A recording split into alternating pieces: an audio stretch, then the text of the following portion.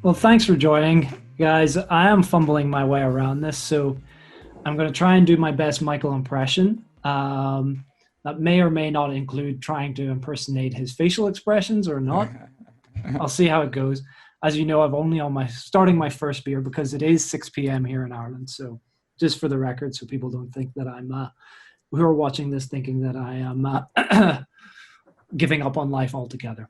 No. And I've got my Adidas, and I noticed, Danny, you've got your Adidas as well. So hopefully we can channel some of the spirit throughout Absolutely. this. Always do. Yeah. I have to start by saying that was one story with an Adidas three-stripe tracksuit is considered a Sunday best outfit in Northern Ireland in Belfast. So whenever he visited Belfast, no one mistook him for an out-of-towner American or anything else. They just simply saw him as one of the locals. So, and I noticed that cool. one of the remarks, I took a picture of him beside our international wall, which is situated in West Belfast. And a couple of comments said, "Oh, yeah, he fits right at home. He just looks like he's born and raised in that city." That is cool. So, yeah. Well, in Hull, Adidas is fancy. If you're really from Hull, you have to wear Kappa. What's the going tracksuit in Hull? Kappa. Oh, Kappa's good. No, Kappa is also in the Sunday best. Oh, Kappa counts as Sunday best too. Because you don't see much Adidas around Hull. You generally see Kappa. Adidas is more for the fancy boys. Who really want to make an impact. Yeah, that's the wedding suit.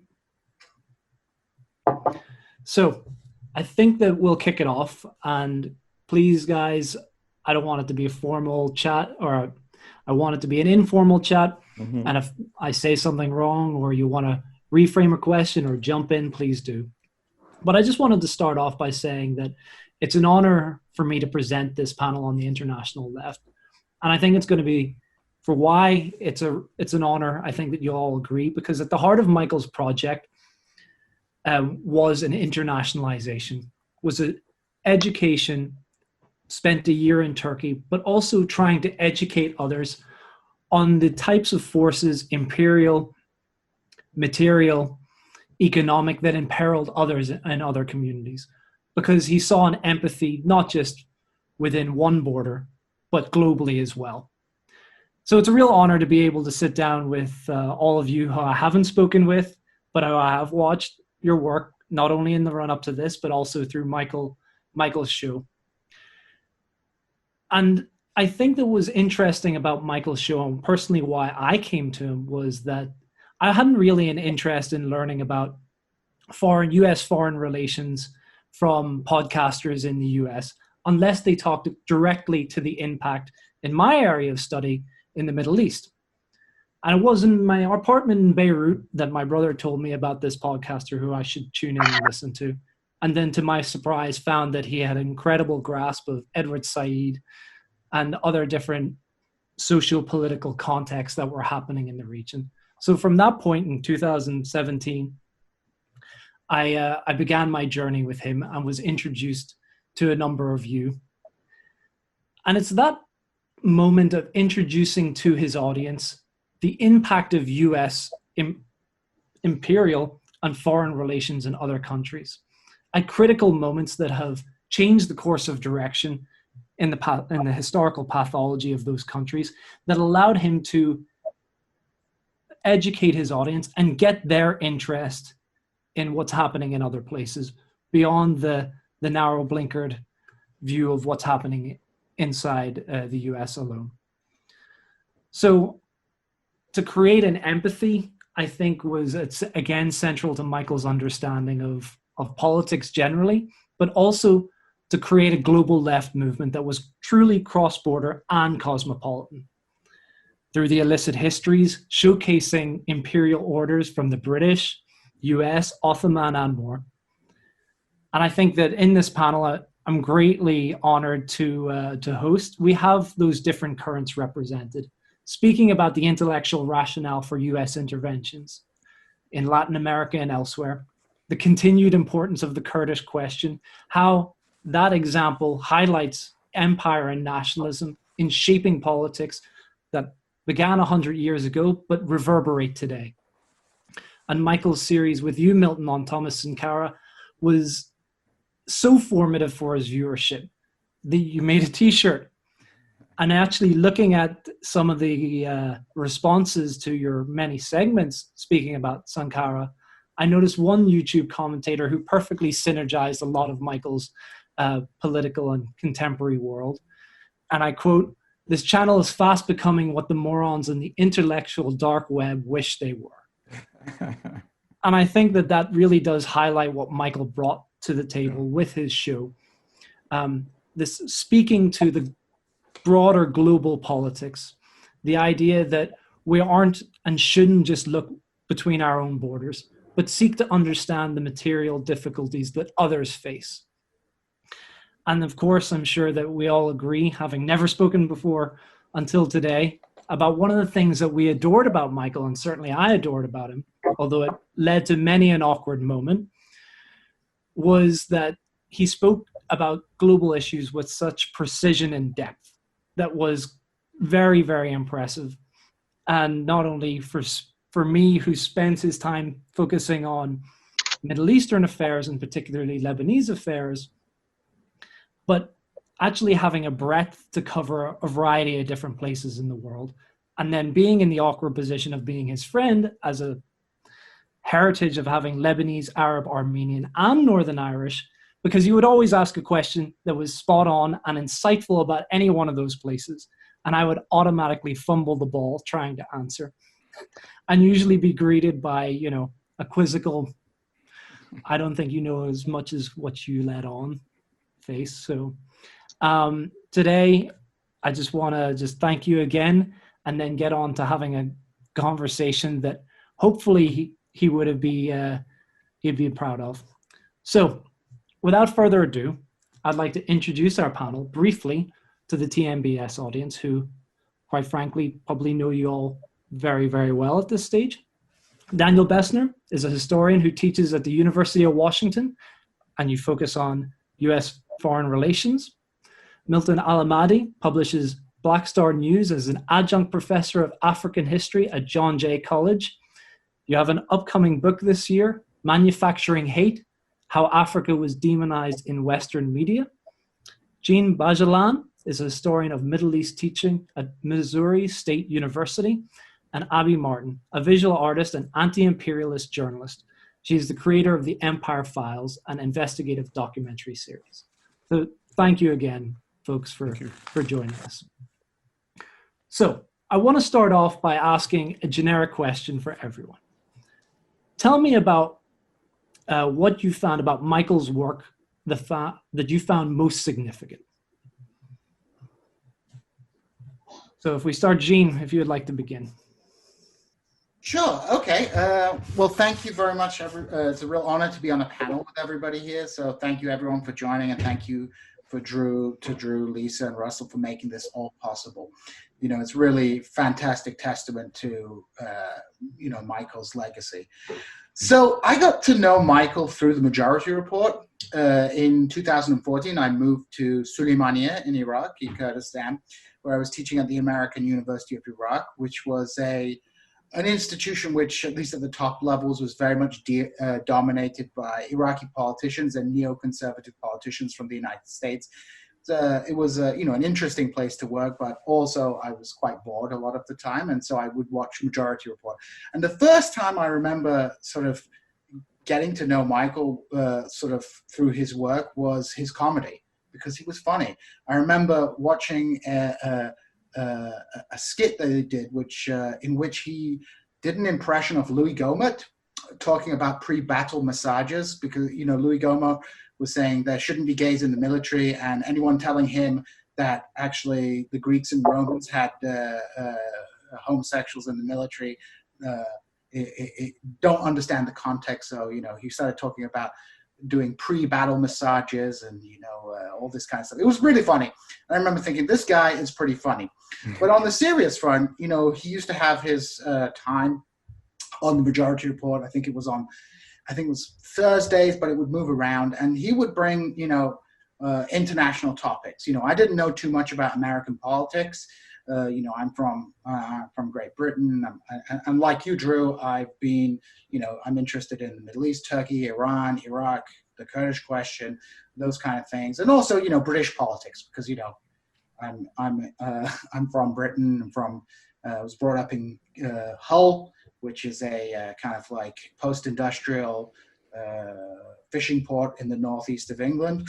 But Michael, was able to sort of really catch my interest by being funny, and also bringing like different voices from around the world to talk about important issues and to connect them together. One of the things, after Michael passed, I was thinking a lot about Michael and what made him special. And, a lot of people say, Michael was super smart and things like that. There are a lot of smart people out there. That's not what made Michael brilliant. I know 1,000,001 smart people out there. What made Michael brilliant was that he cared. If you care about something, you remember things. And Yep. Michael, because he had, so many broad interests, he remembered things. The reason, he was able to talk in depth about Latin America, about the Middle East, about Africa, and ask the right questions was not because he was preternaturally more intelligent than anybody, was because he listened to people, he took in what people said, and he cared about those issues because he saw how they linked up with one another. He was kind of the inversion of a PPE student. So you have this degree, politics, philosophy, and economics, which is I don't know if you have it in the United States, but in Britain it's the Oxbridge elite kind of degree that you do, which allows you to talk a lot of seemingly very intelligently about a lot of different subjects, very much like Barack Obama, who can kind of who can very much give a spiel that makes it look as if he has some kind of special insight into an area. Michael was really what that kind of person was, somebody who really had an insight into areas, because it's not only because he read, but because he listened to people, he took things in, he cared, and he remembered. Whereas other people, they take in this knowledge simply to sound more intelligent to other people. No doubt Michael was a diva and had an ego and things like that. But that was kind of the thing. He had that diva-ishness, he had that ego, but he was always focused on bringing people together. He was really against drama. Like back in the day, he would ring me up and like complain about individuals and like this person, but he'd be like, I don't want to bring this up in public because that creates a kind of TMZ nonsense on the left media.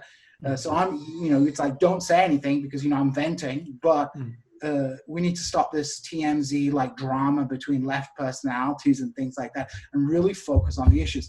So, Michael's brilliance was in his empathy more than his intelligence, his empathy, which gave him, which allowed him to bring people together. And with his charisma, people just loved the guy. So, I have so much to say, but I've spoken enough. I think I'd love to hear what other people have to say. Thank you, Djene.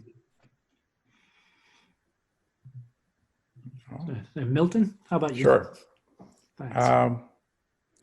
I think Jen really took one of the words that I wanted to use as well, empathy. Mm-hmm.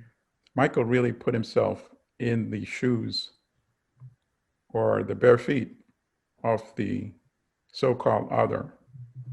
And that's why he was able to really relate and ask those intelligent questions. And I first met Michael, when I first met him, we were both invited on a regular basis as guest commentators on this cable TV show called Arise TV. It was owned by a Nigerian billionaire, probably somebody who stole some of the oil money and set up a station in London and New York. And we were regular guests commenting on US-Africa relations. So it would always be like, okay, let's say some incident in Somalia. The US maybe have fired a drone and something happened. And then what kind of reaction can you give in that context? Okay, well, maybe the US shouldn't be in Somalia. And you're just able to provide one or two sound bites, and that's the end of the show. And then when he asked me to, eventually when he started his own show, to come on the show, by that time, I was getting tired of going to Arise. We're having these, meaningless appearances. You really don't contribute much because the host does not want to hear what you really have to say. You can't go into the true critique of capital.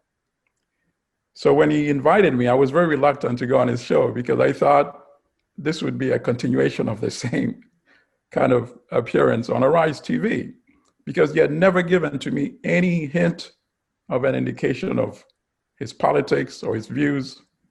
So I was like, well, the guy is friendly. I like him as a friend, but why do I want to go on his show? But he was very persistent. As all of you know, Michael can be persistent. He kept calling, we would have conversations. I kept making promises. And then one day I felt very bad. I said, let me go.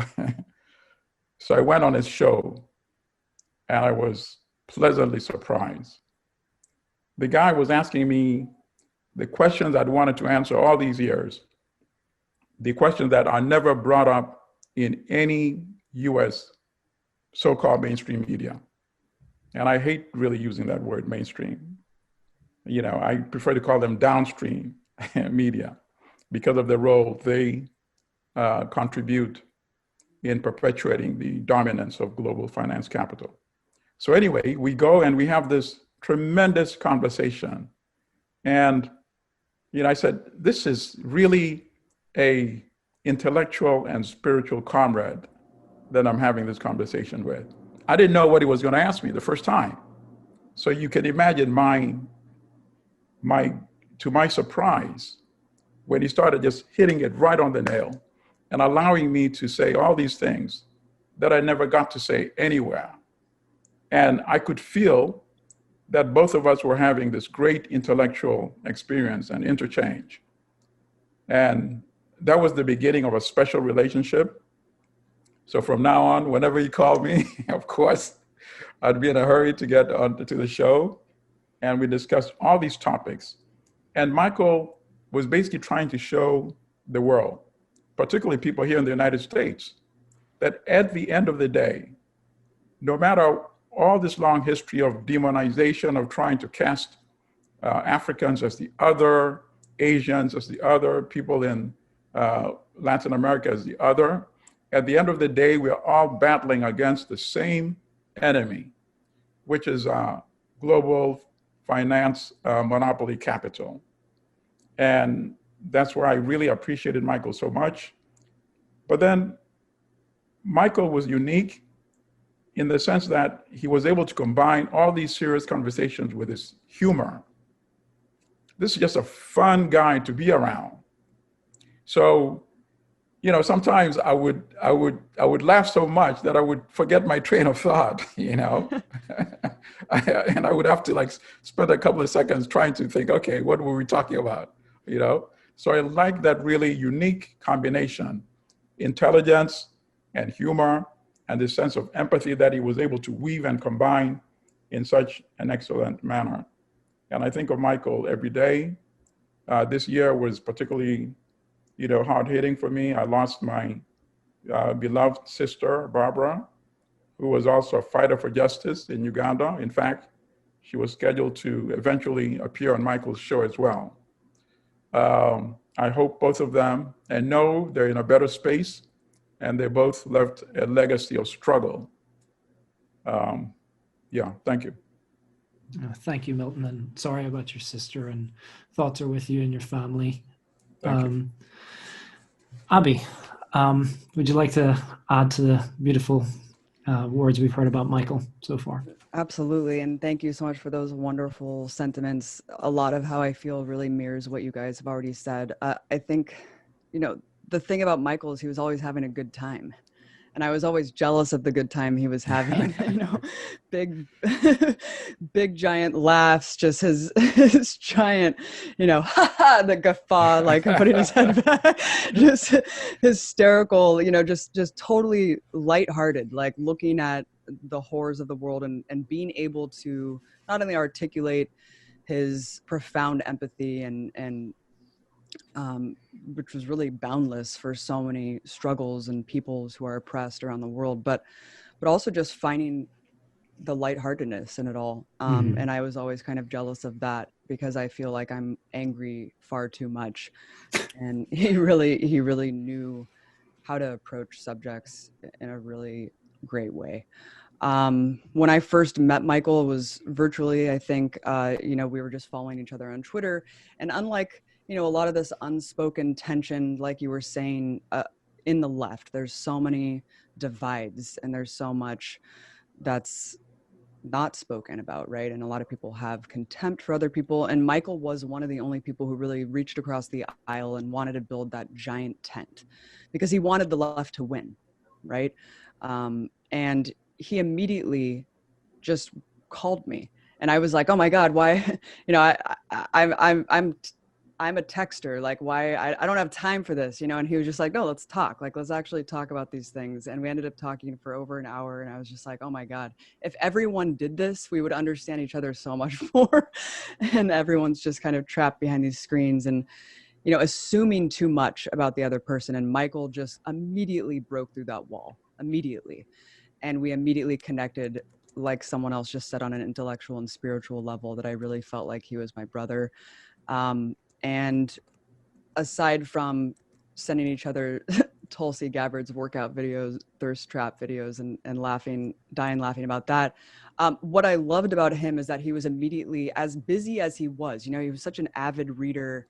He was so consumed with learning and education and, knowing so much on such a variety of topics. And I feel like I'm just, honed in on one or two things at a certain time. And anyone who watched his show would know that he just knew it all, right? He was reading a book on Latin America, dirty wars in Latin America. He knew everything about the history of, the revolution in Haiti. It was just unbelievable, the breadth and scope of topics that he covered and that he was constantly learning. Yet he was still accessible. He was still able to be there as a friend and comrade. And I remember I was premiering our documentary Gaza Fights for Freedom in New York, and I knew how busy that dude was. He was doing shows constantly. He was doing interviews constantly. He had a girlfriend. And I just said, "Hey, do you want to come see the movie?" And he was like, "Yeah, of course." And he just showed up by himself with a giant backpack on and was just kind of hanging out.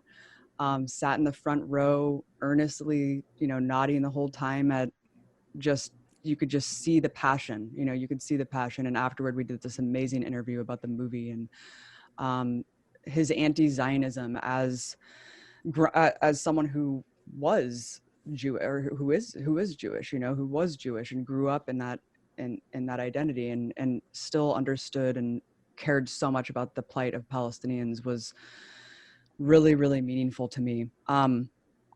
But I think that, what everyone else said is just this empathy, this need and desire to build internationalism and to critique the US empire and foreign policy in a way that I feel like is lacking sorely on the left.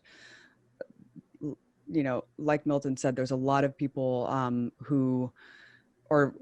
sorry if it was Djene who said there's a lot of people who are intellectual. There's a lot of people who are very smart, but Michael was geared on building that internationalism, that left internationalism and the international solidarity among the working class, oppressed people of the world living under the boot of US empire.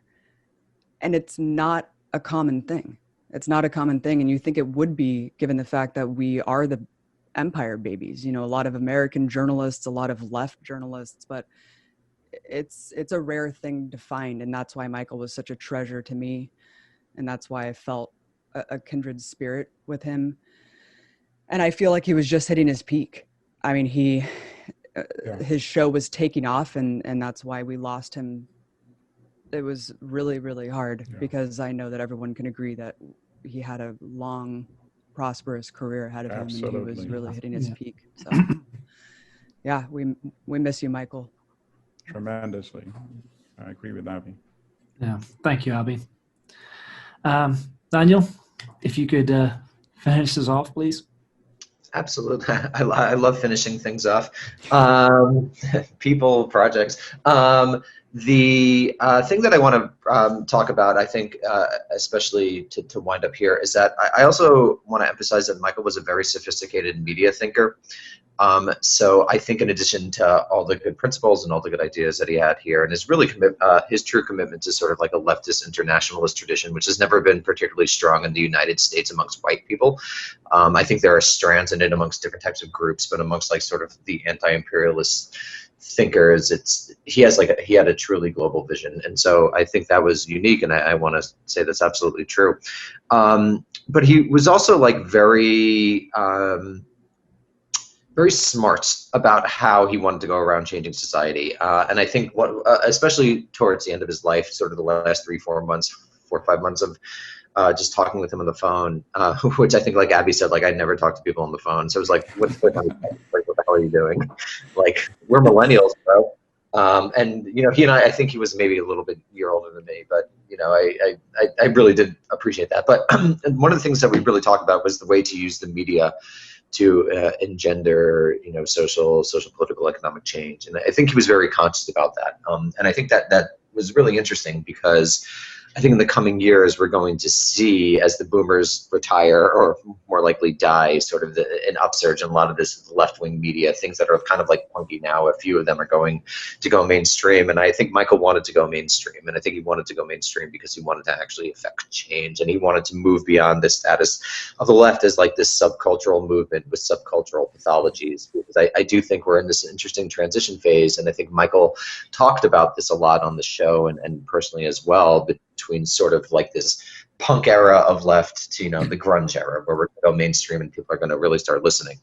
And so he was ready for that, and he was, you know, really thinking that through. And I think that is important, because that's really a form of like political and strategic thinking, and I think we don't do enough of it on the left. And I really miss Michael personally, but also just thinking about the way that he was so sophisticated, thinking through like the complex texture that would require an actual left to govern. So I don't want to talk more than that, but I just wanted to emphasize that he was very conscious about his actions, and, you know, was very aware of what he was doing. And that's why it's such a loss for multiple reasons. But I do feel that he was on the verge of a breakthrough that's coming for probably a lot of other people on the left, and he was ready and you know, really willing to take it to the next level. Well put. Yeah, very well put. And I thank you all for those interventions, because you covered the breadth of what I wanted to ask you all today. And I think that in terms of Michael's media thinking, in terms of his commitment to empathy, to global struggle, understanding and comparing, contrasting different areas, and the demonization that happens in those areas, it turned to my first question to you, Milton, is that particularly what you mentioned in your opening segment, which was about how regarding demonization and working past demonization and unpacking demonization. Yeah. Certainly your segments with him did that. And I felt through the tenor of conversation that happened as I tracked it through the YouTube and as I read through it earlier this week, you could see an understanding of some of those demonizations, and how demonization is actually formed, and how the promulgation of racist stereotypes generally, and in particular for Africa. Right. How do we continue to best draw attention to the impact of neocolonialism? Because certainly we saw the impact of colonialism, but neocolonialism in Africa that continues to imperil the region politically and materially. Well, okay, and that's why Michael was so valuable, in the sense that he was trying to build that platform where we would have a way to counteract the presentation that we get from the CNNs, from the BBCs, and then from the traditional network, ABC, CBS, MSNBC, in this country. The power that they have to set the global narrative, you know? And that's the biggest challenge that we face. That is why when you see the bombardment of Venezuela, for example, you know, we're pretty much helpless to do anything about that, right? I was just watching CNN maybe 2 days ago with Jake Tapper, I think, and talking about Venezuela and showing decrepit hospital beds in Venezuela and doctors under a lot of duress. And they're presenting this as if the US has no agency in these conditions. In Venezuela, it's so preposterous. And yet millions of Americans would watch that and see, look at that corrupt Maduro. Look what he's doing to his people in Venezuela. And we have a multiplicity of these types of examples on a constant basis. So this is what goes on in a contemporary sense. So what we tried to do in our conversations with Michael was to show that this has a historical context. It's always been this way. Demonization was used to rationalize first the enslavement of Africans and the plunder of resources. These were not really, they look like human beings, but they're not really like us. And once you're able to succeed in doing that, then of course you can get away with it, because people in the metropole, in the center, are not going to be coming out and raging and saying, why are you doing this to other human beings? Well, they're not really fully human beings. So you can get away with doing that. You can get away with doing that during the colonial era, where Leopold can get away with killing 10 million people in the Congo. That later became Belgian Congo, when he ran it at his personal estate, and killing Africans or chopping off their hands if they didn't produce enough rubber or Tusker. That's fine. They're not really fully 100%, human beings. You continue that same narrative during the colonial era by saying we're here on a mission to civilize, these people, so that they can appreciate the full benefits of life like we do here in Europe. We want to Europeanize their sensitivities, right? And so we're actually doing them a favor. And you have the global media that is disseminating that narrative and making it acceptable, you see? But it's very rare that you find a person who's interested in making that connection. Because sometimes even, people on the global left, some have also been victimized by the very successful agenda to present Africans as the other. So sometimes they also fail to see that we are all in a common struggle against global finance capital. So colonialism may have ended in Africa, formal colonialism in the 1960s, but there's no difference between conditions today and during the colonial era. So now, instead of having European governors in African countries, European commanders of armed forces, now you have African presidents or prime ministers who are actually fulfilling the same function and role that the European governors used to provide. They pretty much take their orders from the center. And how is this enforced? Well, Kwame Nkrumah actually wrote about this in his book, which I highly recommend, called Neocolonialism, the Last Stage of Imperialism. He wrote it in 1965.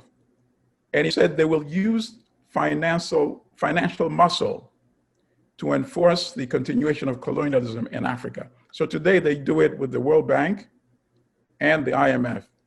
And he also said in the same book, occasionally when needed, they may actually intervene militarily and send troops to Africa, which of course they had already done in the Congo in 1960, when shortly after independence, they intervened. Patrice Lumumba was killed, and they imposed a puppet, Mobutu, who was maintained for 37 years by the West. And more recently, of course, the intervention was by NATO in Libya in 2011 when Libya was completely destroyed and sent back into the Middle Ages. So this is how neocolonialism actually, I don't see the difference between neocolonialism and colonialism, you see? And ultimately, what is the agenda? The agenda is to ensure that Africa will remain a source of raw materials for the factories in the industrialized world, which was, of course, the precise reason for colonizing Africa in the first place. And then number two, Africa remains a market for the consumer and manufactured goods coming out of the factories in the industrialized countries. And then thirdly, Africa remains a source of cheap labor, because as Samir Amin said, you can have factories and in industries without industrializing, and which is the case in Africa. Most of these factories are owned by foreign European companies, either United States or Europe, and they have Africans as cheap labor employees. And that is why Michael appreciated the importance of trying to get people to see beyond that and to see that, no, we must not accept the agenda of the Western media to keep on presenting Africans as the other, and for people to accept that, because that's how they're able to get away with enforcing neocolonialism in Africa. Thank you, Milton. And also what strikes me as well is that the history of racism, especially in academia, to create that other on the continent of Africa was so influential. And what was really important about Michael's connectivity between all these different material conditions was his rightful crusade against the return of IQ and racist science around IQ, which speaks to some of the same factors that you highlighted. This continuous demonization of former colonies and former slaves brought from those colonies as well. And what I always appreciated was Michael was always aware of making those connections and showing that deep-rooted colonial history abroad in the continent of Africa, but also as it continues in Black communities in America today. And yes, so thank you for bringing those points. And one of the points that you mentioned, you also talked about Venezuela. So I'd like to turn to you, Abby. My second question was how you described the media coverage of Venezuela. Yeah, and I mean, I had a quote from you regarding it. It said wall-to-wall pro-coup. Oh my God, like apparently I have a PhD. Apparently this is a thing, they just give them out these days. So pro-coup and pro-regime change propaganda. So I don't know if you want to pick up where Milton left off, but my initial question was about the factors that we need to change, and maybe he highlighted some of them already, the mainstream or downstream media that can actually lead to fairer coverage vis-a-vis when it relates to US involvement overseas. How can, or what factors need to change to actually see fairer, more balanced coverage? Right. I mean, the Venezuela issue is a really, really stark one because, like Milton was saying, I mean, this is really amazing because Venezuela is a quote unquote dictatorship, right? That has just constant elections. I mean, how many dictatorships have elections every year? Venezuela has had over 20 in the last 20 years. And every time that they do, the corporate media, I like to call it corporate media because it's not mainstream. It does not represent the mainstream of this country. And it's subsidized by the very corporations that are profiting off this finance capital and imperialist war drive. I mean, it's subsidized by oil companies, by banks, by defense contractors. So let's call it what it is. And that's why you see this propaganda go into overdrive every time the US has a country that's either independent or not subservient to US capitalism or imperialism in its crosshairs. So every time Venezuela has an election, you see this kind of media blitz talking about how it's a dictatorship, how Maduro's this tyrant, how he's leveraging food. I mean, can you imagine taking away the agency of poor people who support Maduro and actually saying he's bribing them with food? in order to get their votes. I mean, it's just absolutely disgusting. And then of course they use the poverty porn without addressing the fact that the US has genocidal sanctions in place that are starving, literally starving tens of thousands of people. So there's this context that's omitted every single time that the corporate media talks about this. And you see the same thing with Palestine. You see the same thing with pretty much every country that, you know, it remains independent and it remains a target. There's always crucial context omitted. Yeah. And there's also this kind of sensationalist propaganda drive trying to delegitimize their government.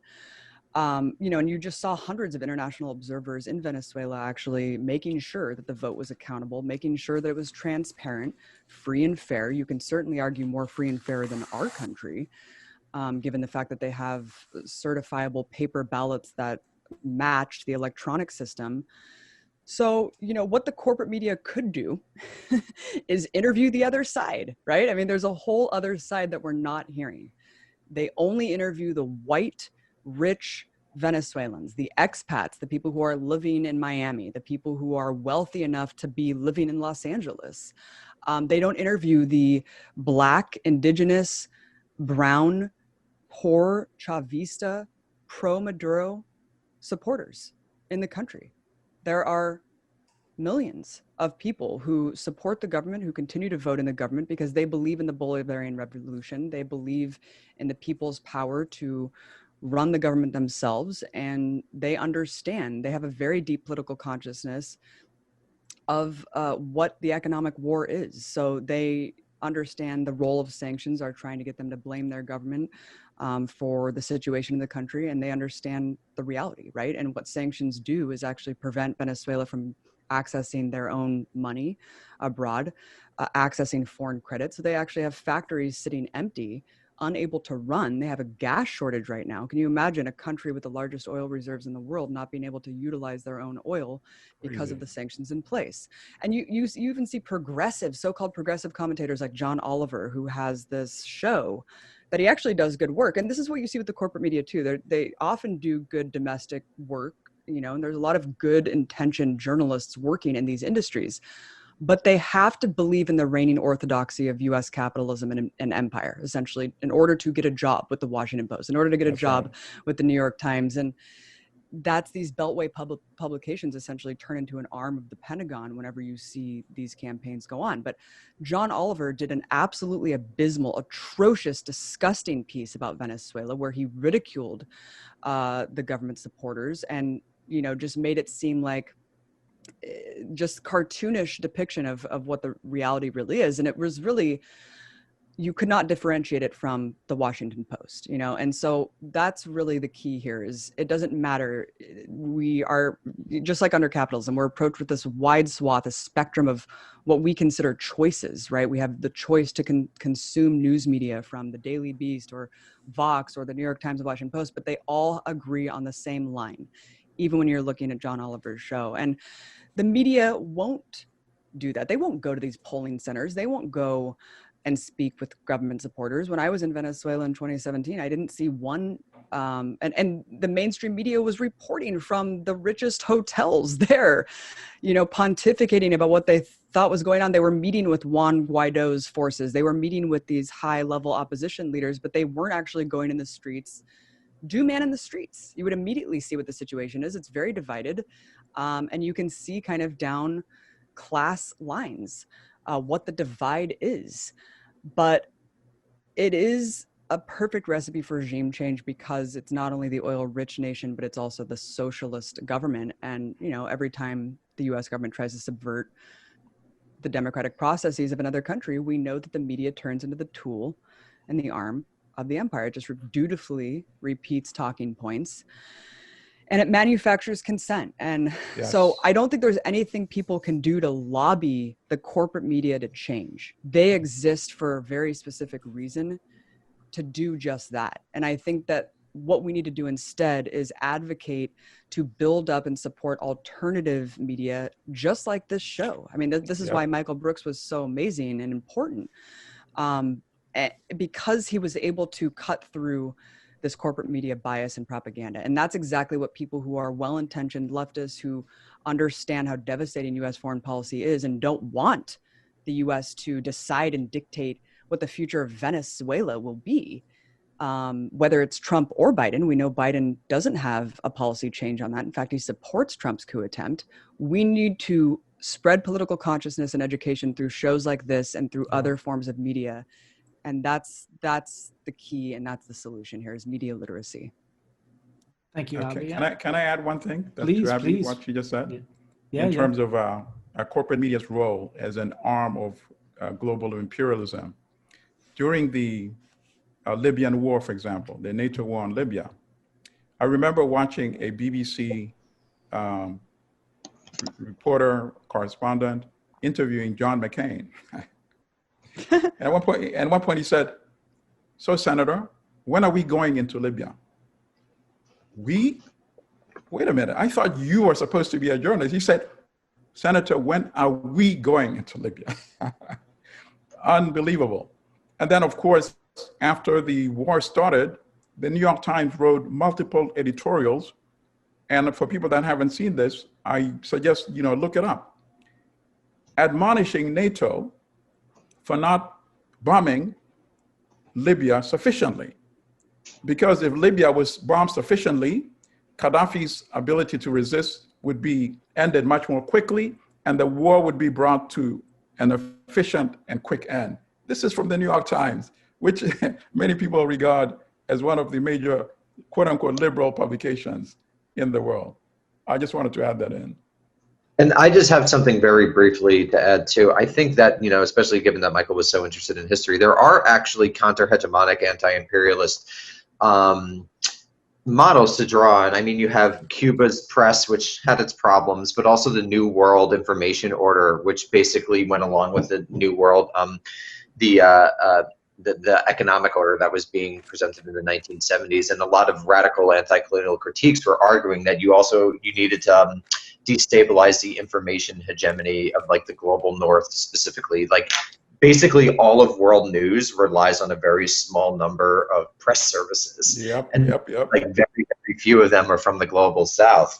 And so I think this is actually something really critical. We always talk about economics on the left, and we should. But I think to really fulfill Michael's legacy, we also need to build on these, I think it was called the New World Information Order, Information and Communications Order. And it's actually one of the reasons, one of the many times the United States pulled out of UNESCO, it was to challenge this. So I just wanted to point listeners to that sort of work. And I think it's really important. Sorry to interrupt. No, good point. Oh, thank you for jumping in. Djene? I just wanted to add to that. I think, one of Michael's greatest contributions was to push forward with this media literacy thing, because there are lots of books you can read about leftist politics. There are lots of documentaries you can watch, but Michael was excellent at bringing people together, not just on the left sphere, but he was also very important in breaking down kind of psychological barriers people had. For example, he would not be, liberals tend to like demonize people who publish things on, let's say, Russia Today or things like that. Well, at the same time, is that any different from publishing on MSNBC or any other corporate media?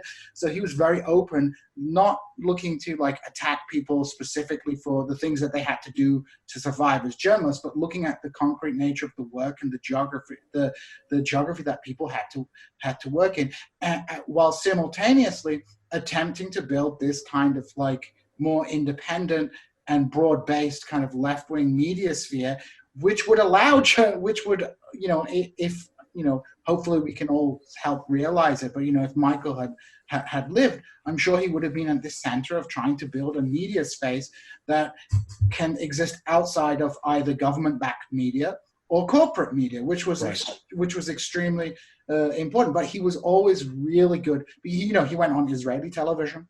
He was always going on then.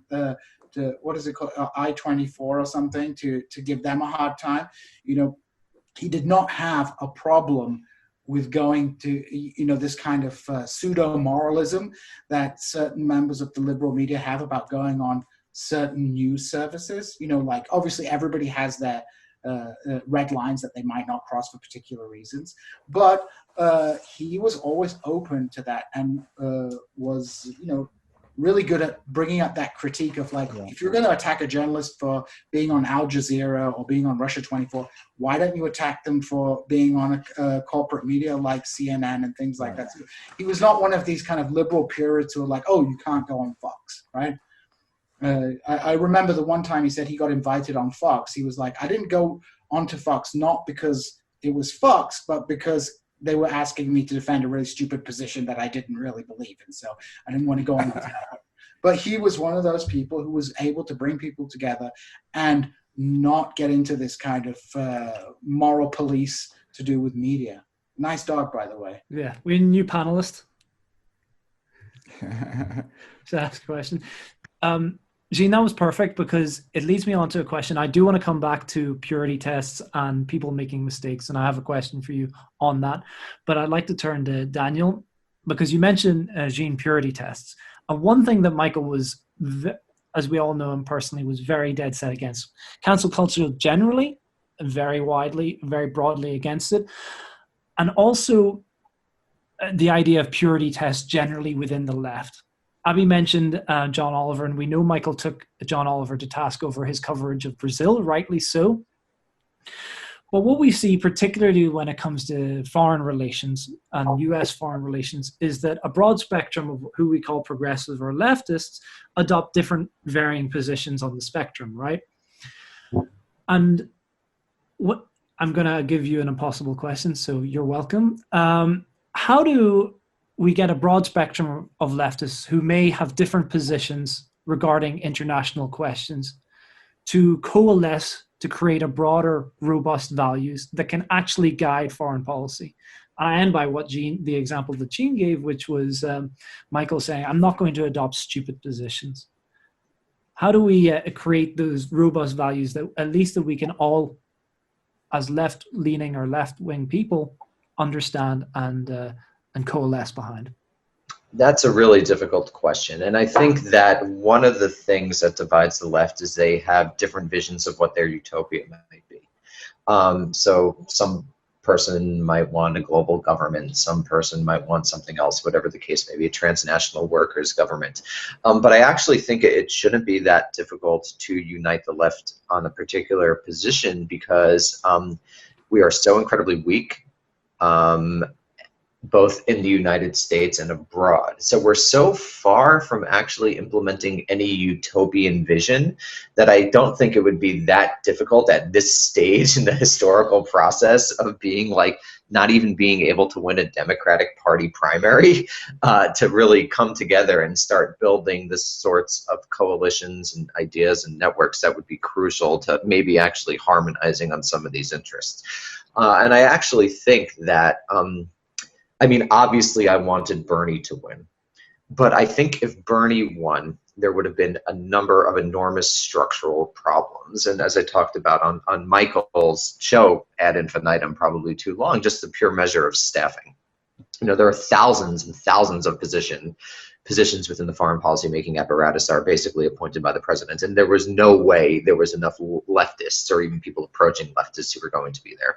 So even though Bernie, obviously I wanted him to win, I think we could view the loss as kind of like a Goldwater 64 moment, where we spend the next 4, 8, 12, 16 years really hammering about these issues amongst ourselves and moving again from that subcultural space to what I would say is a more properly political space, moving from this sort of like insulated minor, you know, almost like taking pride in our separation from power, our distance from power, and work toward a project that would actually be able to be implemented with the actually existing realities, historical realities of the American state. So just to give one example, when I was like suggesting ideas for the Bernie campaign about things to do, you know, in the first 100 days, what would you do? And I'm like, we don't even know what to do. Right? What does it mean to get rid of the NSC or CIA? Like with the actually existing constituencies of American power, the military, the bureaucrats, the various pork Congress leaders who rely on like defense contractors. So in some sense, it's not a blessing at all, but there is an opportunity provided to actually answer these questions in a serious way in the next 4 to 8 years with an eye toward wielding power. So I think if we organize ourselves around that sort of project and abandon, at least for the moment, the presently quixotic projects of utopian visions that we probably all share, transnational workers, global governments, a decrease in power, and a significant decrease in power, not only in the United States, but also in the North Atlantic, et cetera, et cetera. When we try to get down to brass tacks issues of like, how do you close 750 bases? What does that mean? I think there's actually probably a lot of space for unity over that. So turning away from what we're very good on ideas. The left has never been short on ideas, that's never been our problem. But to turn towards like practical political strategy might be a way to organize the various constituencies of the left, both in the United States and I hope abroad. I think unions like the SEIU should have a foreign policy, and they don't really. And connect with transnational workers movements abroad and things along those lines would be, I think a project to build out in the next few years that could overcome a lot of these differences. I want to add something to that. Please. In terms of the activities that people on the left can engage in. And this is something that is very easy to actually jump on. And that's the role that the World Bank and the IMF really plays in undermining independence in African countries. Because as you know, when the World Bank and IMF, and these are the key sources of capital for development that African countries have access to, apart from the loans that are now coming in from China, which is another topic in itself, which we probably should reserve for another show. But in terms of the so-called conditionalities that the World Bank and IMF imposes on all these countries, remove subsidies on education so that the independent intellectual class that African countries had in the 1960s and 1970s, these were the people that were critiquing capital and the role of capital in imposing Western hegemony. They've been eliminated through the World Bank and IMF. Remove subsidies on healthcare so that people are now even dying from the most common and simple ailments such as malaria because they can't go to clinics now because they have to pay. Remove subsidies on fuel. Remove subsidies on food. This is really a policy of genocide. And I feel that if more people on the left in this country were a little more informed about this, they could become a part of pushing back against the World Bank and IMF imposed imperialism in Africa. I would just like to add something to that about sort of Michael's view on foreign policy, and a lot of the work that me and Michael did together was related to foreign policy as well. And he was keen on coming up with practical ways to think about disbanding empire. And, Daniel and I have spoken about this on other podcasts since Michael's passing. But I think it's a conversation that was really focused both, well, definitely me, and I'm sure perhaps Daniel as well, was Michael wanted to win, and he wanted to exercise power. And he wanted to think about go beyond slogans, like saying like, okay, end the empire, that's great. But how do we go about ending the empire? What does it mean to come up with a new foreign policy? If Bernie Sanders is president, what things do we want him to do? So, he was really keen about, about thinking about developing a left foreign policy, tailored towards the United States. The United States, and Daniel's raised this point before, it can't have Cuba's foreign policy. It can't have Vietnam's foreign policy. There has to be some kind of practical thinking about what we want to do, how we go about doing it. Now, I don't think Michael had come to a conclusion exactly what had to be done, but I think he was trying to he was trying to operate in the realm of actual politics rather than sloganeering pertaining to like end the empire now. Okay, so how do we do that? Well, we need the international proletarian revolution. That's great, but we're not quite at the international proletarian revolution stage yet. Mm-hmm. And also the fact that America has a sort of a vast imperial network around the world is kind of going to be a problem if we even do want to get to the international proletarian revolution phase of things. So I think he started a lot of conversations about what a left foreign policy is going to be. Because we know, let's say, if we have a social democrat come to power, we know, okay, free college, Medicare for all, a jobs program, public housing. These are all policies that, we have an idea. America comes to, that administration comes to power. What is its foreign policy going to be? How is America going to interface with the world? One thing I was, Michael always thought about was like doing things like helping refugees more than bombing people.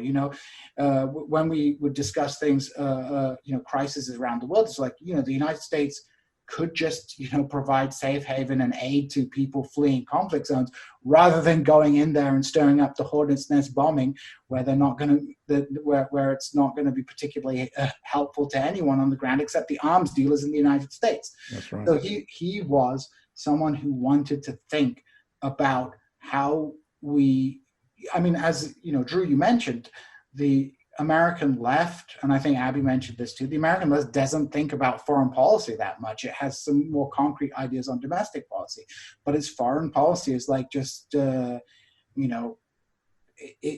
no vision. And Michael wanted to develop that vision. That's why I know, for example, he was like a big fan of Daniel, because Daniel was trying to think of those kind of questions.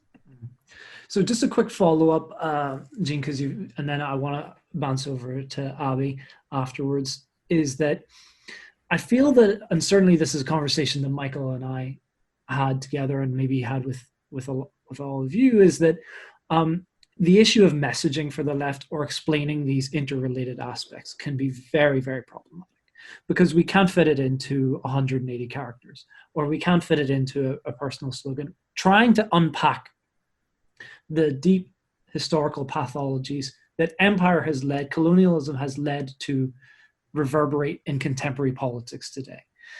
To understand the impact or the intersection of capital whenever the colonialism ended and empires officially ended, to, as Milton characterized earlier, there is no distinction, but we traditionally call neo-colonialism.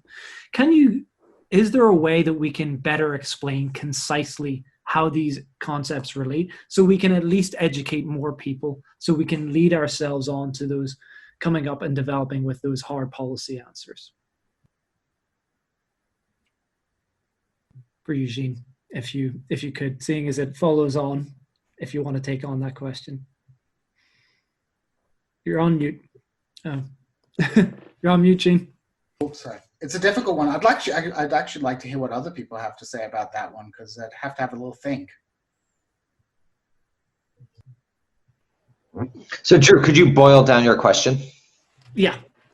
Give us tips concisely to explain the interrelated nature of other countries beyond the US. Because if it's an educational issue where the left is the American left and the left commentators are concerned and have hard policies on internal domestic politics, but they haven't grappled with the external politics, how do we distill, like Michael Shaw did an excellent job of doing? And he was on an island in that regard with a few others, people here. How do we begin to really distill and explain foreign policy and the policy of other countries to educate an audience to move towards that hard policy creation?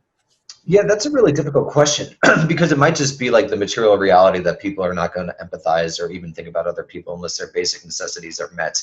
And in this country, people feel squeezed and blah, blah, blah. It's also hard because the United States, unlike other empires throughout history, has like very consciously hidden its imperialness from the beginning, from the Western expansion to the War of 1898 to the various, post-World War II explosions. I mean, Daniel Immerwahr famously titled his book How to Hide an Empire.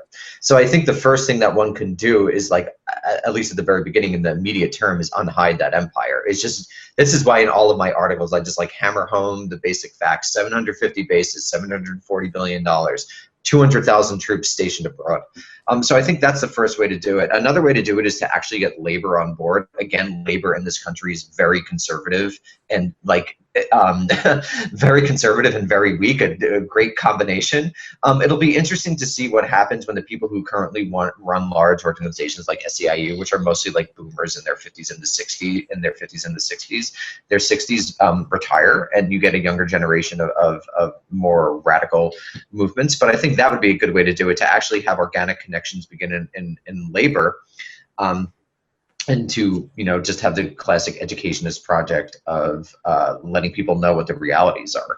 I mean, that's not a satisfactory answer, because I don't think that leads to the empire being overthrown. But again, I don't think we're near the empire being overthrown. I mean, people here might disagree with me, but I mean, fundamentally, I disagree with the argument that the American empire is weak. I don't think it's weak at all. I wrote an article about this in The Prospect almost a year ago now, but it's like, by all metrics, very strong, and basically all other leaders in like the alliance system still do what the United States said under Trump, and they're certainly going to do it under Biden. Mm-hmm. So I think also, just to add to this, and I'll stop ranting, just recognizing the actual obstacle that's in front of one, which is like this very strong imperial apparatus that is global and domestic in structure, that has a lot of people behind it, and that most people don't care about, is, I think, a really good way to at least recognize where we are and decide strategies to move forward. Especially if after Iraq and Afghanistan and Libya, people aren't like really caring. It's tough to do, especially because the all-volunteer force is the greatest trick the empire ever pulled, because you've essentially created a Janissary Corps. Djene, I don't know if that's exactly right, I'm using it colloquially, but you've basically created like sort of a military corps of essentially poor enlisted people from the West and the South, and sort of elite officers who are totally disconnected from the American populace. So maybe bringing back the draft. That's my recommendation. Bring back the draft, and you'll get people to start caring about it. I actually have thought about that as bringing back the draft is very important, because the costs of American empire are very limited to certain people, and even within the U.S. military, who gets deployed matters. Like there's a big difference between National Guard butterballs for like elite kids from the Midwest, because the biggest trick about American politics is that the local nobility of the Midwest masquerades as being rednecks, when in fact they're actually quite wealthy and they do things well. So you have these class divides within the military. From my experience, you don't often see white people from California or New York enlisting in the military. You see minority groups, you see Puerto Ricans, you see all these things. So I think the fact that the cost of war is insulated amongst these very poor things, and then the officer corps of the military is a kind of aristocratic elite, has really made it so that war does not have a cost for the American public. I mean, even on a decision-making ground, if there was a draft, I'm sure it would be a lot more difficult for a president to engage in military action simply from the cost-benefit analysis if your kids are liable to be mobilized into the military. And also at the same time, I think having a professional military is fundamentally undemocratic, in the sense that it maintains the the skills associated with warfare to a certain group that is allowed, is under control. So I think, things like the draft are often seen as like a kind of right-wing fantasy. But I think on the left, I think we need to start looking, making military service democratic and mandatory for people is a very concrete way to make Americans suddenly realize that war has a cost. And, if that cost is being borne by the weakest and poorest in society, who are doing their military service to pay for college or to make any kind of social advancement, then, Americans can ignore it. They ignored it in Iraq. They put the cost on the credit card. They put the cost on a small minority of people, and it could just go on and go on like that, and infinitum. I think Daniel is 100% correct that, American society is degenerating to a certain degree internally because of these, there's a lot of crises. But, even if you go back in history, declining empires can still maintain very powerful militaries and a military balance of power very favorable to them for an extended period of time, even as their societies degenerate internally. So I think, looking at things like conscription and saying, hey, it's not because we're militaristic, but it's because the cost of warfare has to be borne by the entire society. These things are things that are perhaps not orthodoxy on the left, but they provide a very important material link between domestic affairs and foreign affairs. And not to mention the fact that the US military is basically in lieu of a jobs program for the United States. That's right. It functions as a huge jobs program. I know many, being in the Midwest, I know many of my students are military veterans who went through. And, most of them, unless they come from upper class evangelical backgrounds, most of them are working class or lower middle class who will just say, yeah, I joined the military just because I wanted to get college paid for. And, Afghanistan was not much of a fun experience for me. And, and I know, Abby, you have personal experience with your partner as well in how veterans come back. And, they aren't a homogeneous group. Dan Crenshaw does not speak for your average veteran, enlisted man, and what they've experienced in the conflict zones and how they, and how this cost of this empire is being borne down on people in society and the people who have who are basically forced into it. And it's morally repulsive. I want to add 2 quick points.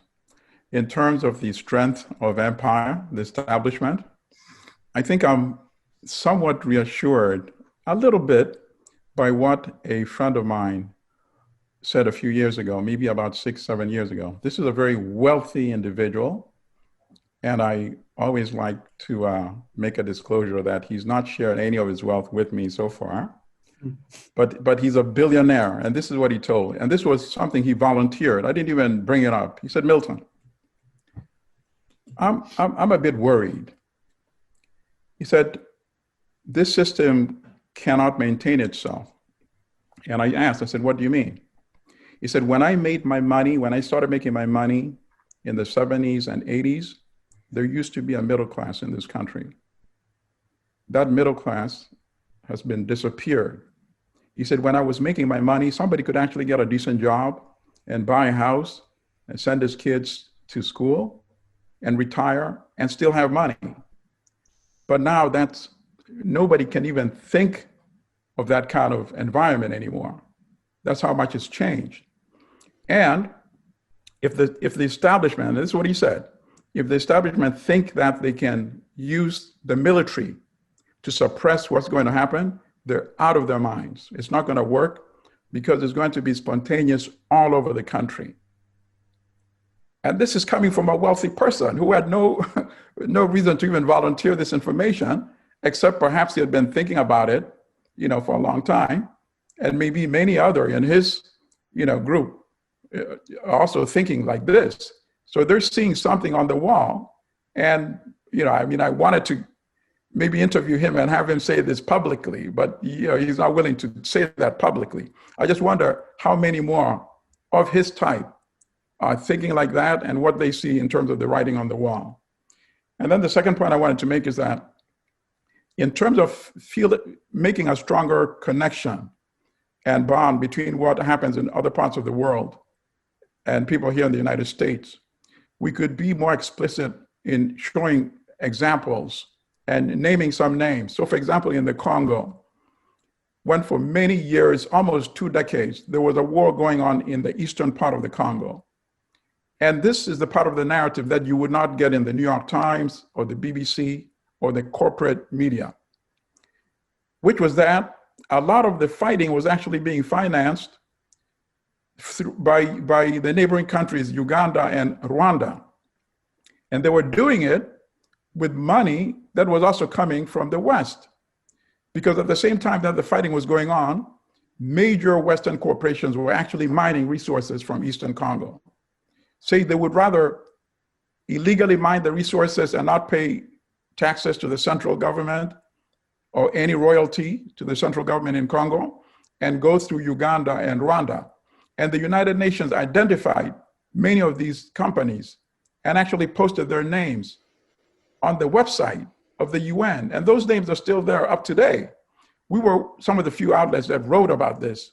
But if we could get this kind of knowledge and information to a wider audience, I could see some positive reaction against these kind of companies.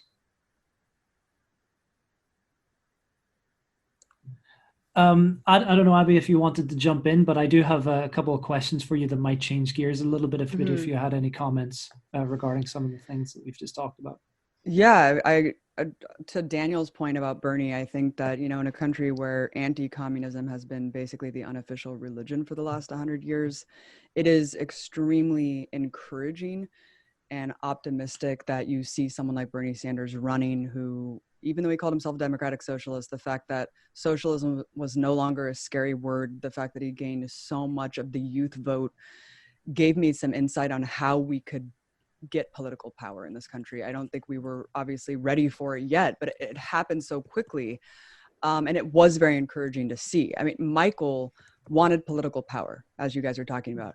We saw how Trump built this enormous tent on the right, where they were openly admitting Nazis and fascists and conspiracists. You saw people like Mark Dice and all these bizarre people being invited to the White House, like Mike Cernovich and stuff, as, you know, these alternative media figures that were heralded in Trump's base.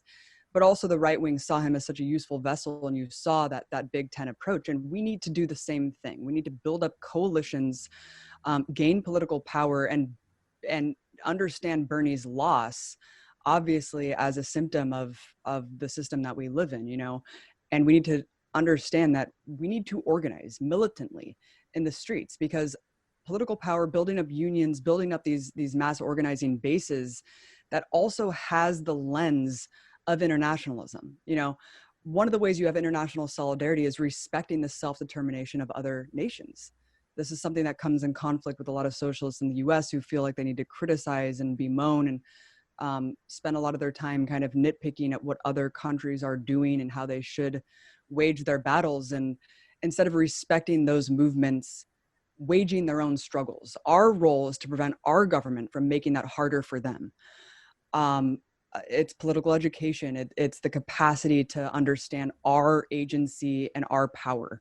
And not letting this kind of two-party dictatorship dictate, you know, how we can really create those avenues for change. And I think that when you're looking at electoralism, it is very disheartening and defeating, especially when you see, you know, there's 4 people in Congress right now out of a sea of hundreds of centrists, moderates, and right-wingers who are speaking to tens of millions of people in this country. And I don't even think that they would call themselves anti-imperialists. So that shows you how gaping that paradigm is in our representation, you know, in our government. And so that's why we really need to, again, going back to political education.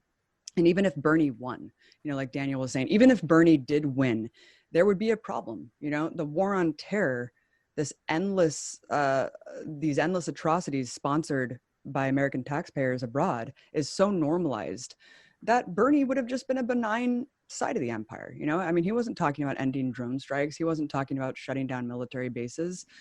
So even though there's an opening and a space for socialists to build for the first time in a century, we need to start linking these struggles. We need to start linking the fact that we don't have social services because we have this vast global military empire that's subjugating tens of millions of people around the world. We need to link the fact that climate change, this cataclysmic catastrophe that we're facing, that is changing, you know, the course of history and making things much more dire and urgent, is perpetuated by the Pentagon. The US military is the largest polluter in the world. I mean, all of these things need to be part of the political consciousness of these fronts of struggle in this country, the immigrant detention struggle. I mean, Israel is funding, you know, a lot of the technology at the border crisis, Black Lives Matter, the fact that, you know, police are trained in Israel, the fact that, you know, you have military wantonly killing people with these special operations everywhere from Somalia to Pakistan, just like Breonna Taylor killed in her own home. So once the consciousness is understood to go beyond borders, and, you know, it can also inspire revolution. I mean, when oppressed people rise up somewhere in Haiti, I mean, it inspires people around the world. When the Arab Spring happened, it inspired millions of people around the world to go on strike and to form these political organizations themselves. So I'll stop ranting now, but I do think that we have an enormous opening now, and we need to seize it in our full capacity. Just a quick point. I like what Abby said in terms of two-party dictatorship. Many years ago, the late Julius Nyerere, who was president of Tanzania, told a journalist, he said the US and the world would be such a much better place if the United States had an opposition party. And the journalist said, what do you mean? You know, we have two parties, the Democrats and Republicans. And Nyerere said, that's the problem.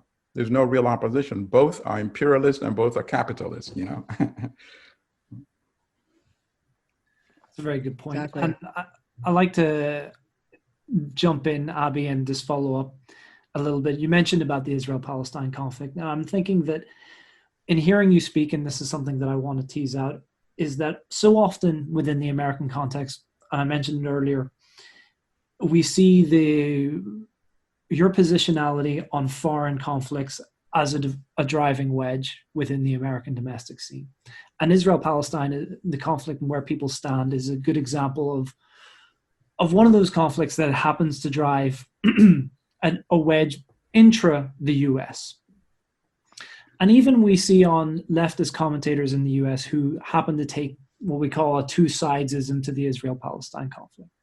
And Michael was always very good. And even still, he was always very careful publicly about making sure he can illustrate the entire conflict. And I think he was careful for the right reasons, because it's very easy whenever you're commentating on this particular conflict to be pegged as a sympathizer or a potential Hamas lover, and therefore everything that goes with it. Absolutely. And then that inevitably gets coupled in with your position on Islamophobia and your position on or potentiality to be anti-Semitic within the US. And this is not just a US problem.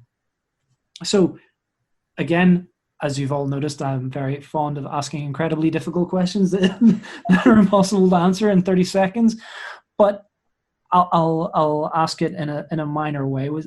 How do left commentators stop falling into the quagmire, particularly the Israeli-Palestinian conflict? Sorry. Yep. That's a really interesting question, because it gets to the heart of left-wing political strategy in this country, and I don't have an answer. It's just the fact that for most Americans, the Israeli-Palestinian conflict is not particularly salient to what they think about things, but it's rightfully very important on the left for a variety of historical reasons, mostly because this country funds Israel and protects it to a very, as we all know, everyone listening to this knows the horror of that relationship, etc. But it's interesting because if we've spent an hour and a half talking about how the left needs to get power, and this is not an issue that's going to help us achieve power. If anything, it's going to allow both centrist Democrats and Republicans to just paint the left as anti-Semites who don't really get anything and want to destroy Israel, which is very difficult, particularly the strength of the evangelical lobby and, of course, the AIPAC-inspired Israel lobby. So I don't know. I would just like to hear what people think about that reality. Like, we all know the right moral thing to do. That's not a difficult thing. Basically, stop funding Israel until they grant whatever form of Palestinian autonomy that each of us want, and we might have disagreements. But actually, probably here we don't have disagreements, but grant some form of significant Palestinian autonomy, or don't fund Israel in any way, shape, or form. But that's not going to be a winning issue, either publicly or when someone wins. So what do you think? I'm just curious what other smart people on this panel think should be done with something like that. Well, I do think that it's a testament to how strong the movement is in terms of the pro-Palestine movement and the acceptance in the larger anti-war movement.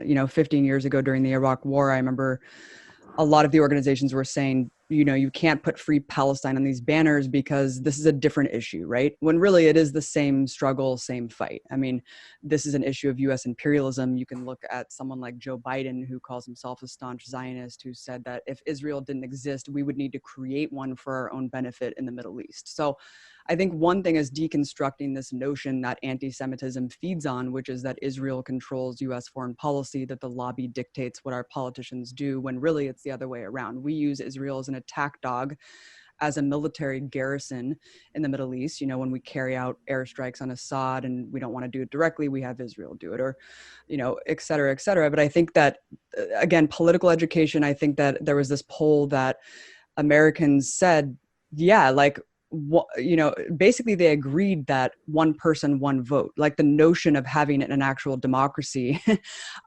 know, when you deconstruct the propaganda and people really understand, oh, wait, this isn't just two states in conflict perpetually. This is like actually an oppressive force oppressing an indigenous population, openly colonizing these people, engaging in apartheid, engaging in a medieval siege, a brutal occupation that's actually illegal under international law, and documenting these war crimes and atrocities that we're directly funding with tens of millions of dollars every year, looking no further than the Great March of Return, when, you know, I mean, good God, how many laws were violated on an international charter with the execution of hundreds of unarmed Palestinians at the partition that they are blockaded from their own land. But right.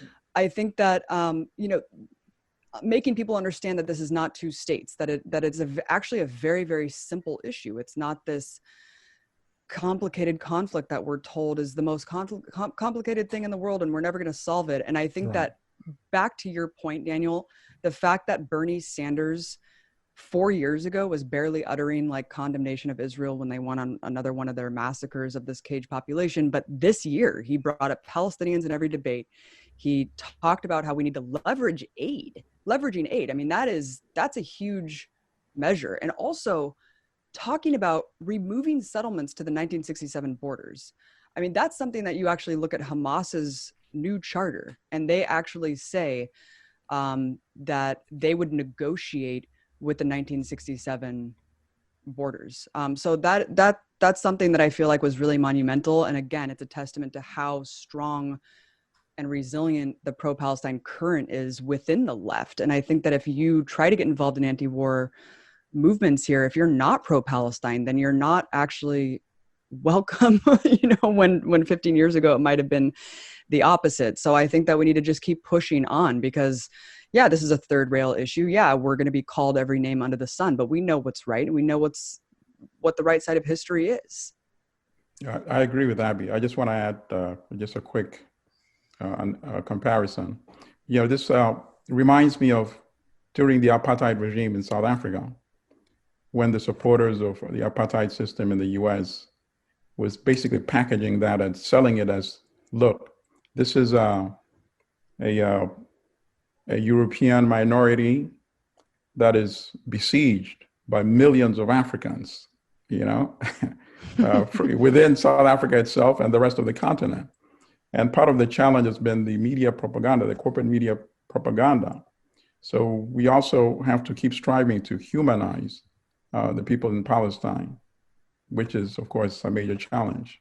You know, it's very easy to equate them with, you know, these are the people that actually commit terror, when in fact they are the victims of terrorism.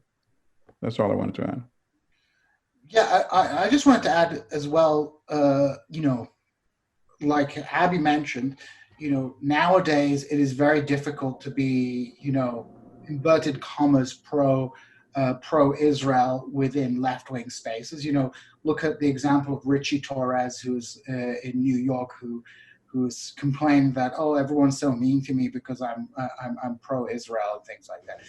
Back in the, you know, 50s, 60s, and even up to the 70s, whatever the rights and wrongs of the issue is, there was a plausible narrative that most people who kind of cursorily followed this thing could bring forward, which was like, you have all these Arab countries involved in attacking Israel, and you have a David and Goliath issue. Right. 1979 removed that.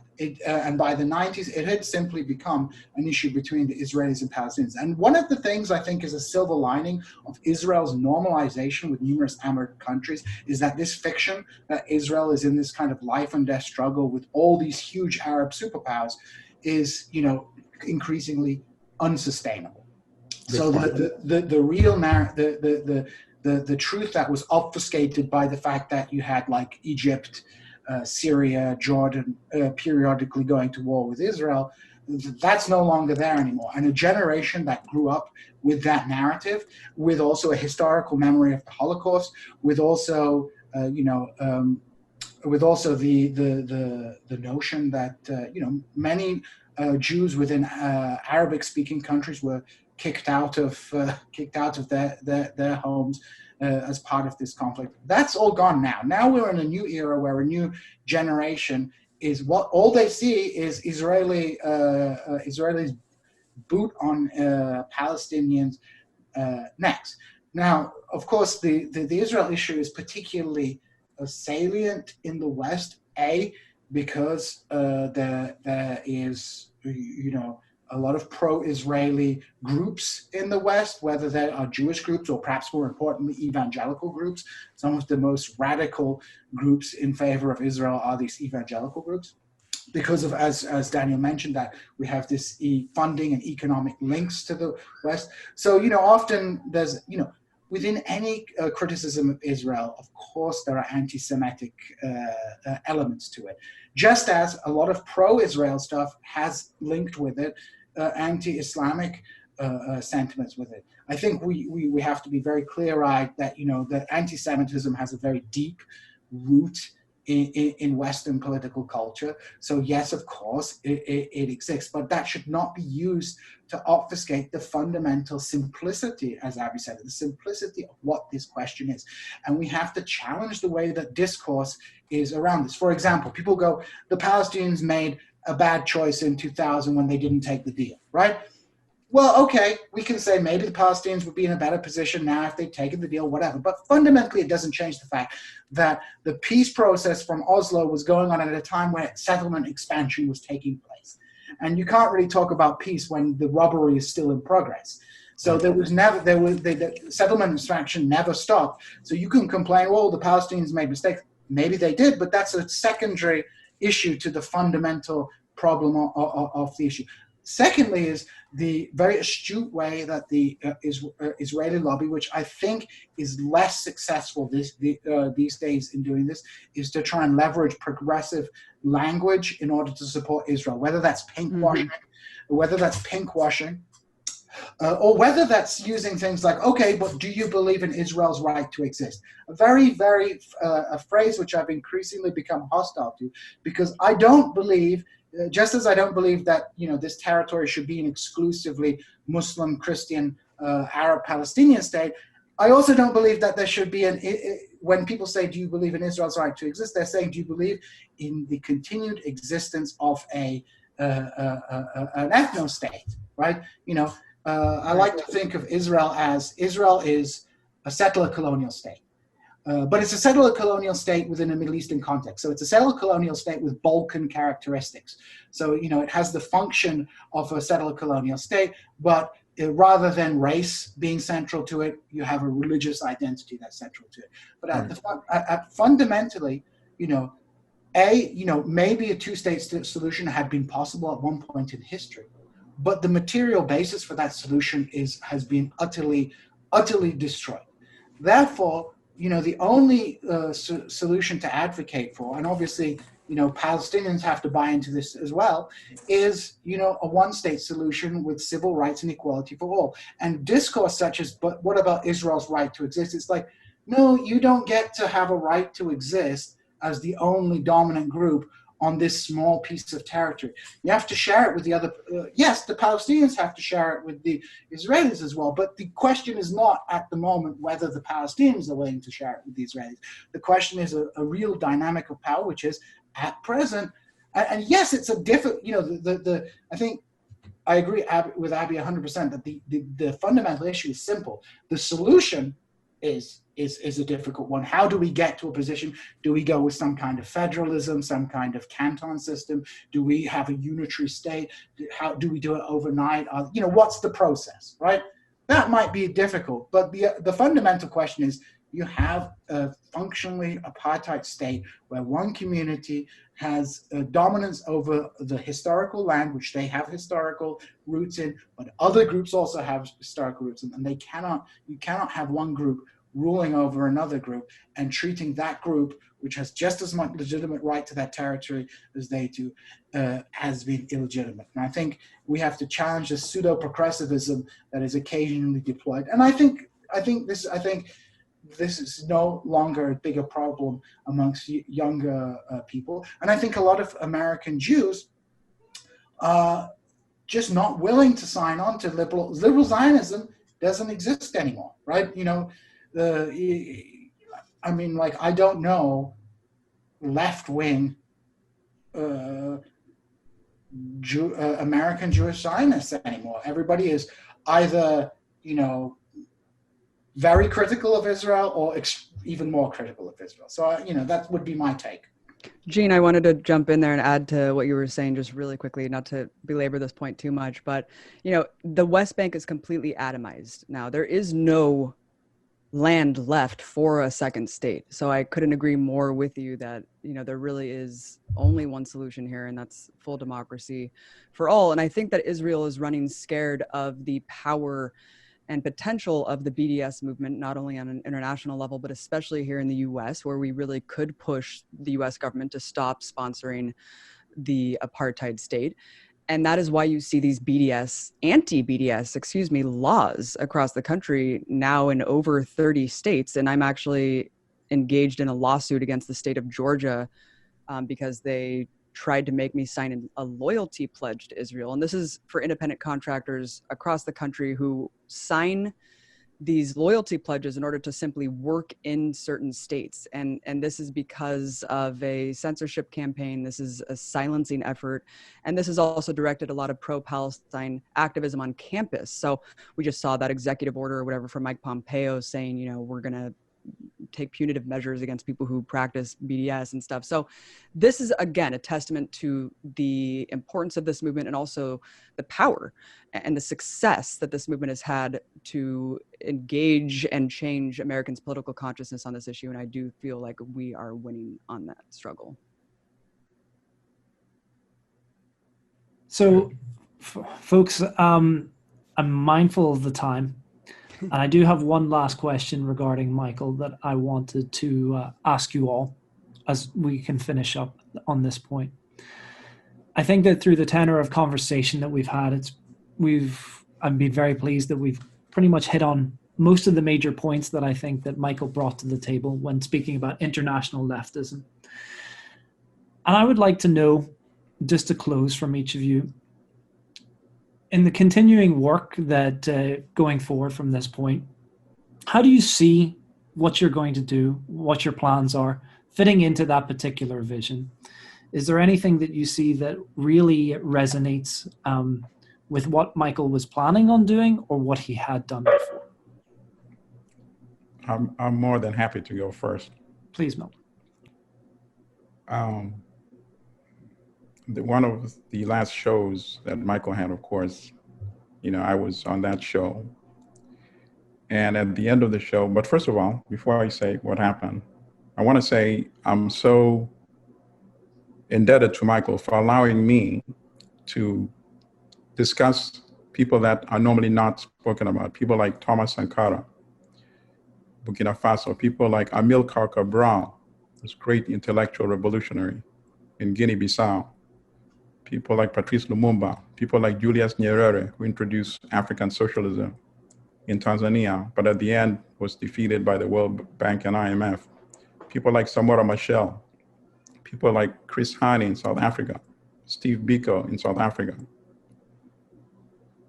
So I'm eternally indebted to Michael for allowing me to speak about these individuals.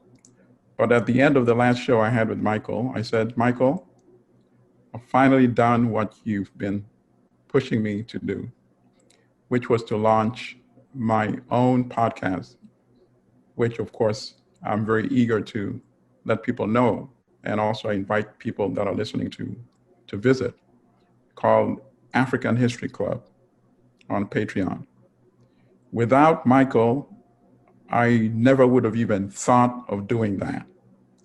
But because Michael was so persistent, and every time he invited me on his show, the first thing he'd ask me was, Milton, when are you going to launch the podcast?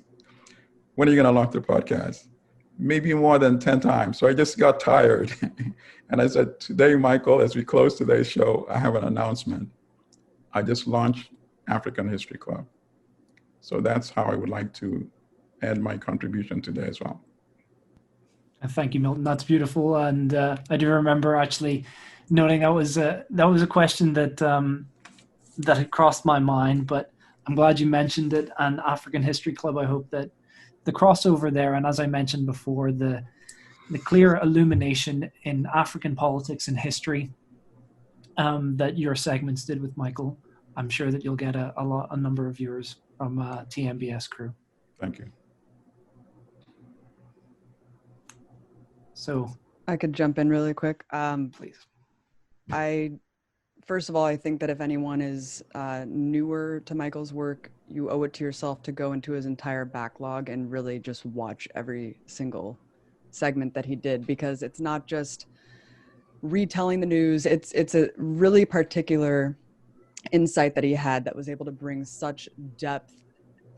It's just really incredible. I mean, even things that I felt like would be redundant, I would watch him talking about it. I'm like, oh, you know what? I never thought about it that way. And he would just have such a unique point of view that was really, really important, that I feel like everyone get that under your belt, first of all. And now how do we build?